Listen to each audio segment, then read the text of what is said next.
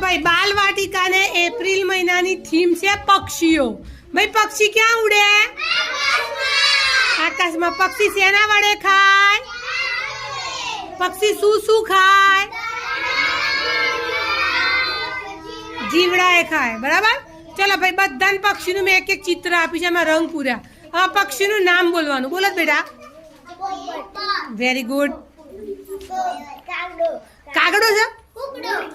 હા મુર્ગી. કુકડો. કાગડો છે બેટા. શું છે? કાગડો. કાગડાનો રંગ કેવો હોય? હા ચક્કો છે ભાઈ. સરસ. ચકલી. કબૂતર પાન ઉડે છે. ઉડે છે ને. સરસ. બતક બતક. ભાઈ બતક ક્યાં તરે? પાણીમાં. ગુવડ. ભાઈ આ શું છે? મુર્ગી મુર્ગી છે. હા. કુકડો.